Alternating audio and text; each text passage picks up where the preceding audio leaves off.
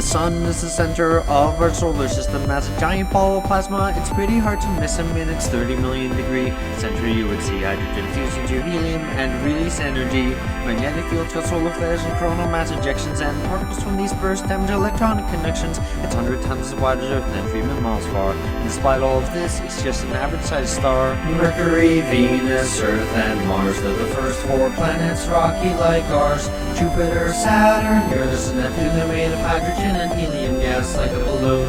Mercury is the closest planet to the sun, and as such it takes the least time to run around its orbit. Its year is only 88 Earth days, and the solar wind means that little gas stays on its rocky surface, barren and full of craters.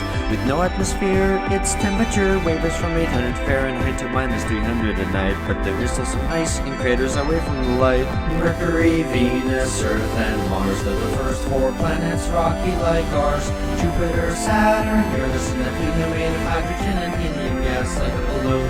Venus is the second planet from the sun. It's the same size as Earth, give or take some. Venus is covered in a thick layer of clouds made of carbon dioxide, which in effect shrouds the planet from losing heat like a giant blanket, so it's 900 degrees due to the greenhouse effect.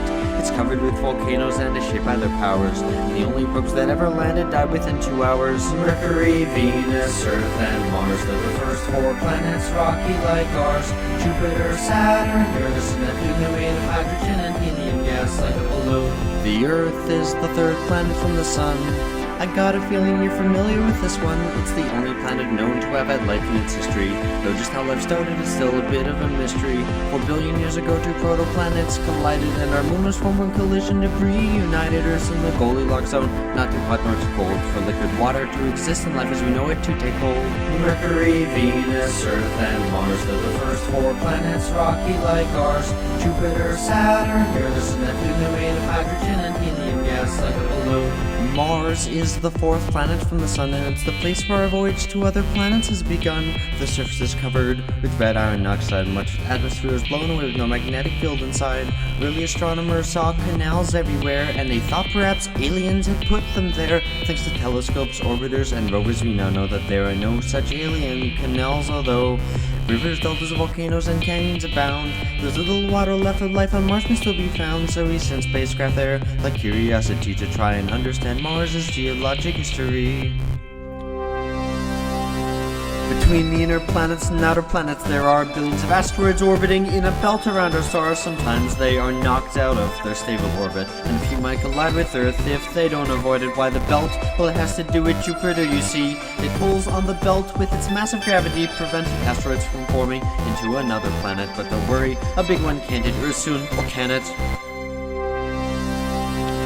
Jupiter is the 5th planet. It's the largest one, bigger than all the others combined, but only 1,000th the sun. It's a gas giant, so it has no ground on which to stand, but that doesn't mean its surface is bland. The Great Red Spot is a giant cyclone on its surface. It's centuries old and huge, bigger than the Earth is. There are 4 moons that with binoculars you can see. Discovered in 1610 by Galileo Galilei. Io has volcanoes heated by the friction of its tide, and Europa is covered in ice with an ocean inside. Ganymede is the largest moon we know exists, and Callisto is covered in craters from the asteroids it hits. Mercury, Venus, Earth, and Mars are the first 4 planets, rocky like ours. Jupiter, Saturn, Uranus, and Neptune, they're made of hydrogen and helium gas like a balloon. Saturn is the 6th planet from the sun. In terms of beauty, I'd say its rings have clearly won. They're made of bits of ice and rock orbiting through the void, and they may have been formed when a moon was destroyed. Saturn is the least dense of any planet known, and the most ablated centrifugal force is really shown. Titan has methane lakes and a thick orange haze, and Enceladus has water in liquid phase. Mercury, Venus, Earth, and Mars are the first 4 planets, rocky like ours. Jupiter, Saturn, Uranus, and Neptune, they're made of hydrogen and helium gas like a balloon. Uranus is the 7th planet from the sun, and dirty jokes about its name are deserving of shun. Not much is known about Uranus or its brother Neptune. His Voyager 2 is the only craft to ever go to them. Uranus has rings, though not as great as Saturn's, and it's usually devoid of any interesting patterns. There's not much more about this place which I can say, but hopefully we'll send a new spacecraft there someday. Mercury, Venus, Earth, and Mars are the first 4 planets, rocky like ours. Jupiter, Saturn, Uranus, and Neptune, they're made of hydrogen and helium gas like a balloon. Neptune is the 8th and final planet from our star. The sun's 0.1% is bright because it is so far. It's similar to Uranus in mass, size, and composition, and Uranus's orbit predicted its position. You may have noticed Neptune is a bright blue.